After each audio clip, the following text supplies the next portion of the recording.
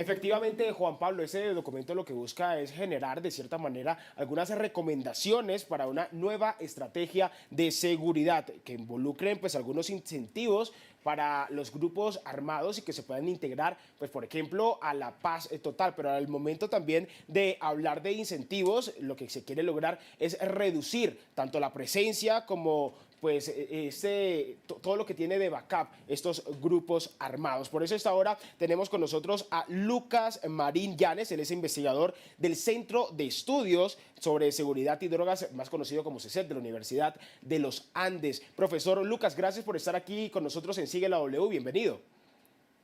Buenas tardes, Andrés. Buenas tardes a Juan Pablo, a Paola y a Andrea y a toda la audiencia. Muchas gracias por la invitación. Profesor, yo quisiera comenzar preguntándole sobre esta cuestión que acabo de decir que pareciese contradictoria. Por un lado, buscar incentivos, pero para que pierdan el poder. ¿Cómo explicar esto, profesor? Mire, Andrés, nosotros en el documento lo que planteamos es, digamos, recapitular lo que hace en la política de seguridad del nuevo gobierno. Y efectivamente hay un diagnóstico acertado en algunas dimensiones, como por ejemplo el aumento en las extorsiones, algunas dinámicas que se han presentado después del acuerdo de paz con las FARC.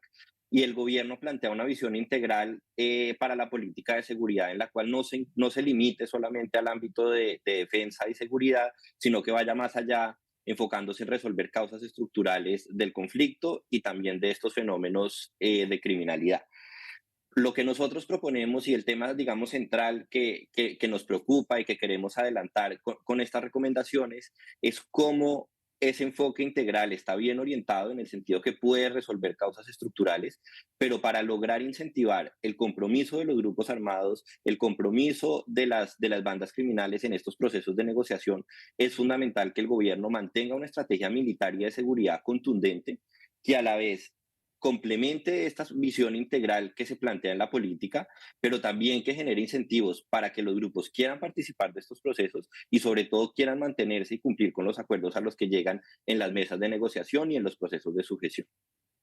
Sí, quiero preguntarle sobre esa apuesta por un cese el fuego en un proceso de negociación que es bien difícil porque entonces empieza el cruce de trinos del ELN diciendo que entonces no hay voluntad de diálogo del gobierno y que incluso en el gobierno anterior, pues antes de Iván Duque, Juan Manuel Santos dijo no, vamos a negociar pero sin cese el fuego porque eso ha resultado muy complicado. ¿Ustedes cómo analizan ese ingrediente adicional en una coyuntura compleja de orden público en el país? Así es, y una de las preocupaciones que nosotros resaltamos en el documento es la pérdida de control territorial por parte del Estado y esto tiene unas consecuencias de corto, mediano y plazo muy complicadas para resolver y sobre todo de revertir desde la política pública y desde las decisiones que el Estado pueda tomar. Nosotros consideramos, y es un poco el mensaje que tratamos de plantear en el documento, y es que digamos, las negociaciones tienen que adelantarse aún en el marco del conflicto y aún en el marco de las hostilidades. En el caso concreto del ELN es un hecho importante el cese al fuego que se ha acordado y que hasta nuestro entendimiento tiene que cumplirse a partir del 1 de agosto desde los dos lados y es un hecho importante en el sentido que nunca se había logrado un acuerdo de esta naturaleza con este grupo armado. Sin embargo, eso no implica que las acciones y sobre todo el monitoreo, no solamente hacia las acciones militares que realice el ELN, pero también frente a las hostilidades que puede haber contra comunidades, especialmente las más vulnerables, tienen que monitorearse y ese cese al fuego tiene que cumplirse a cabalidad entre los dos, entre el ELN y entre el gobierno. Profesor, esa parte que usted nos señala, que me parece delicada, y yo no sé si tal vez en el entorno urbano no alcanzamos a dimensionarla, es lo que vienen repitiendo los gobernadores en distintas zonas del país, y es que se está perdiendo el control territorial. Algo que incluso no viene de este gobierno, sino desde el momento en que se firmó la paz con las FARC, en donde nunca llegaron todos los órganos del Estado a copar el territorio. Y luego, pues aunque se siguió avanzando por lo menos con el ejército o conteniendo con el ejército en el gobierno anterior, ya ahora pareciera que se bajaron las armas.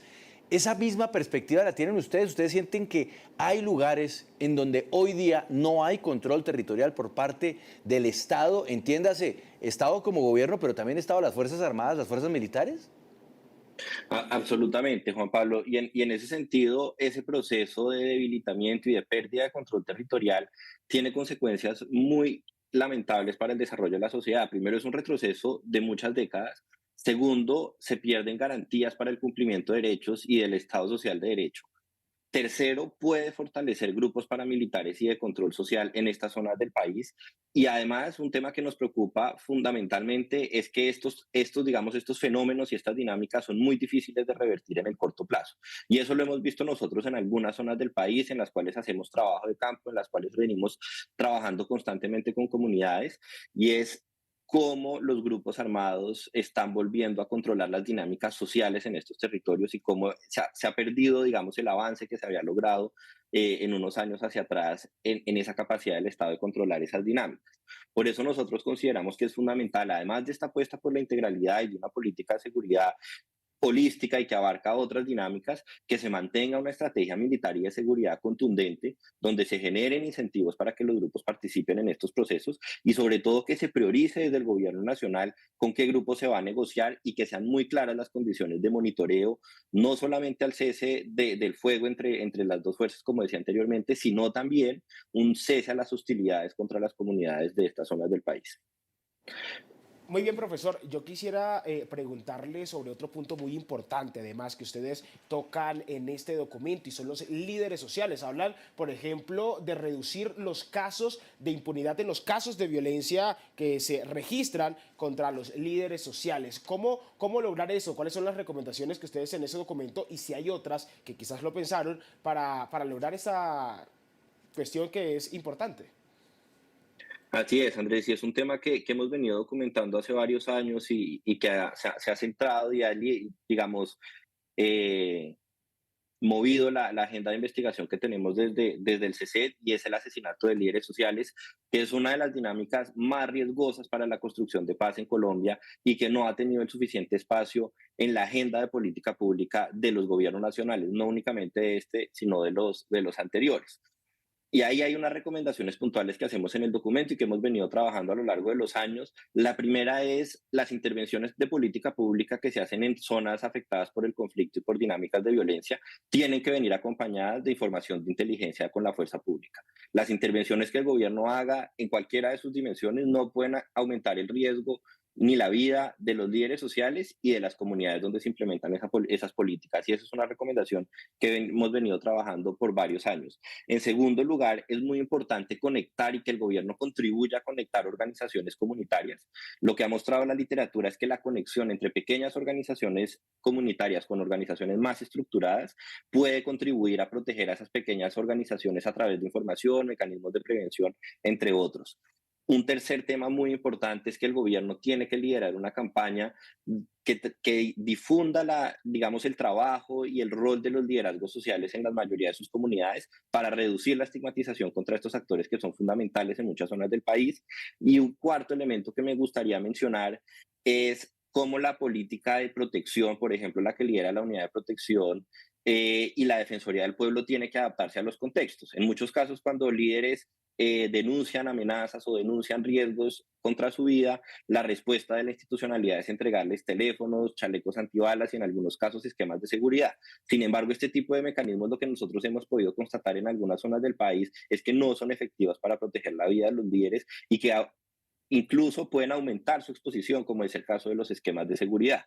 Entonces nosotros ahí consideramos que la política pública tiene que alinearse con las necesidades territoriales y tiene que alinearse sobre todo en no generar incentivos para exponer en mayor medida a estas personas que hacen un trabajo tan importante para la construcción de paz. Y esto lo hemos documentado en varios estudios como el efecto que tuvo el PENIS, el programa de sustitución de cultivos, en el aumento de líderes sociales, pero como políticas, por ejemplo, como la restitución de tierra, sí logró incluir unos mecanismos de coordinación y de compartir información con inteligencia de la fuerza pública para evitar que eso hubiera ocurrido en esa política en particular.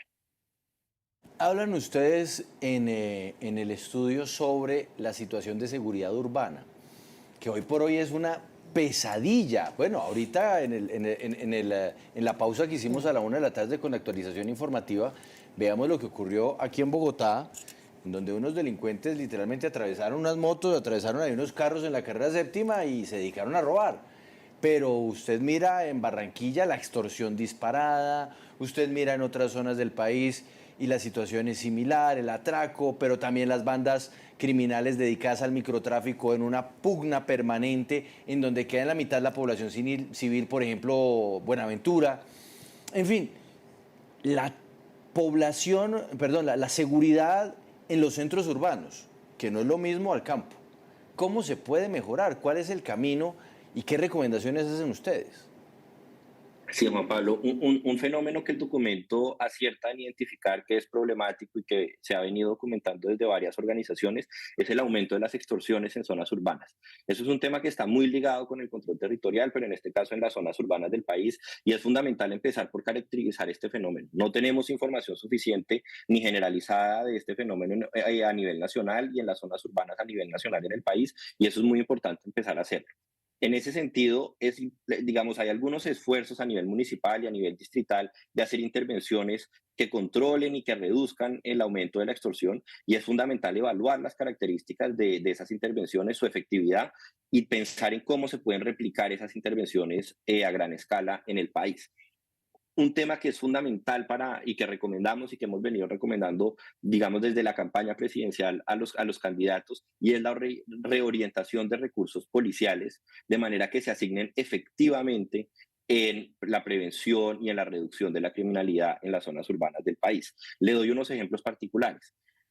La policía no debería estar dedicada al control en los eventos deportivos ni en los eventos culturales. Esas funciones deberían ser asignadas a otras instituciones para que la policía realmente se dedique a cumplir con sus funciones, que son los de vigilancia, patrullaje, y eso sí reduce la criminalidad de manera efectiva en vez de dedicarse a la organización y logística de estos eventos. Otra opción muy importante de reorientación de recursos, la regulación del cannabis de uso adulto. Como ustedes generosamente nos invitaron hace unos meses también a participar en este espacio, ahí hay un potencial muy importante para reorientar recursos de la policía que se dedican a perseguir e incautar marihuana, que se podrían dedicar al patrullaje y a la vigilancia por parte de esta institución. Un tema que nos inquietó en la política de seguridad también es la ausencia de estrategias que sean efectivas para atacar la violencia basada en género, y ahí nosotros proponemos, digamos, algunas propuestas concretas que no exigen más gasto ni más recursos por parte de la policía, sino es una mejor orientación del trabajo que ya realizan. Y para terminar, es importante que la política de seguridad, y es importante para mejorar las condiciones de seguridad en las zonas urbanas, mejorar y, digamos, prevenir con más eficiencia la reincidencia de comisión de delitos. Y para eso es importante usar tecnología que ya está disponible. Por ejemplo, hay una herramienta que se llama Prisma y que está en la Fiscalía General de la Nación, que se puede usar usando inteligencia artificial para calcular la probabilidad de reincidencia digamos, de manera individual. Un juez puede tener la información de cuál es la probabilidad de que un individuo vuelva a cometer un delito. Y lo ideal es que las decisiones que tomen los jueces estén orientadas a que las personas con mayor probabilidad de reincidencia sí tengan medidas preventivas que limiten su libertad, y las personas que no tienen probabilidad alta de reincidir, que sean dejados en libertad mientras se adelanta el proceso. Todas esas medidas consideramos que pueden ser efectivas para reducir la criminalidad y reducir la delincuencia en zonas urbanas. Lucas Marín, investigador de la Universidad de los Andes, quiero preguntarle por ese capítulo que es muy importante para concretar lo que ustedes plantean, pero que seguimos en deuda, y es una transformación de la política carcelaria, de cómo los jueces dicen, pero venga, ¿yo qué puedo hacer si de acuerdo al Código Penal tengo que dejar unas personas en libertad si no hicieron bien el procedimiento de la fiscalía? Y es la queja entonces de que los cogen, los vuelven a soltar los 8 días, y así nos vamos en el día a día con los ladrones, por ejemplo. ¿Qué punto le resaltan ustedes al gobierno de ese proyecto de ley que todavía no se ha dado? Sí, mire, en los temas, digamos, carcelarios, nosotros no profundizamos en este documento. El único tema que traemos y que mencionamos y que pretendemos que se desarrolle en estos próximos años es el uso de inteligencia para esas decisiones de los jueces. Si usted mira, y eso es un trabajo que ha desarrollado en profundidad Daniel Mejía, también antiguo director del CECED y profesor de la Facultad de Economía, y es cómo se pueden tomar mejores decisiones del lado de los jueces, justamente que prevengan lo que usted está mencionando, y es que se dejen en libertad personas que pueden volver a cometer delitos, pero también reducir las presiones carcelarias y el hacinamiento, no, sin ejecutar medidas preventivas de la libertad a personas que tienen probabilidades muy bajas de volver a cometer delitos. Y este sistema de inteligencia artificial ya está construido en la Fiscalía. Daniel Mejía, cuando fue funcionario de la Fiscalía, lo construyó, lo desarrolló y está listo para ser implementado. Entonces ahí creemos que independientemente de las reformas y los cambios normativos que se necesiten, y eso puede dar lugar a otra conversación, pero ya tenemos las herramientas para poder implementar ese tipo de instrumentos que son eficientes, que reducen, digamos, el hacinamiento carcelario y que son efectivos a la hora de privar de la libertad realmente a las personas que pueden y tienen probabilidades altas de volver a cometer delitos, y mientras que se puede dejar en libertad a las que no.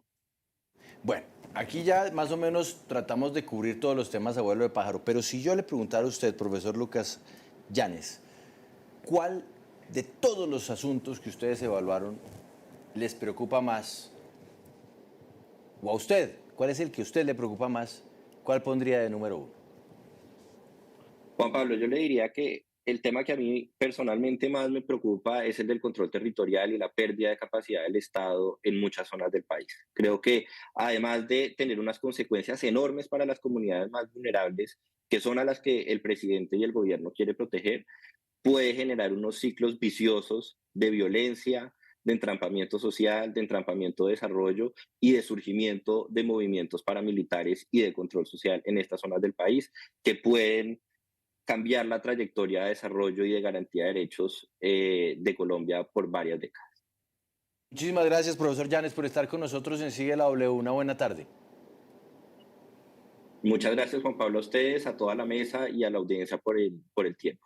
Es investigador del Centro de Estudios sobre Seguridad y Drogas de la Universidad de los Andes, que es uno de los centros de estudio más juiciosos sobre los temas de seguridad de nuestro país. Lo hacen además académicos que van más allá del tinte político y se preocupan es por las realidades en el territorio. Y yo creo que por eso el profesor Llanes se detiene mucho en lo que está pasando en esas zonas más apartadas, aquellas a las que a veces ni miramos y donde hay que entender la dificultad que es vivir de repente con la amenaza armada por un lado, por el otro, la extorsión y la falta de control territorial, como lo dice él. Y por eso mismo sería importante que el gobierno mire estos estudios, que no se quede solamente en las estanterías de las bibliotecas de las universidades, sino que es muy importante para conectar con los gobiernos y reconocer fallas.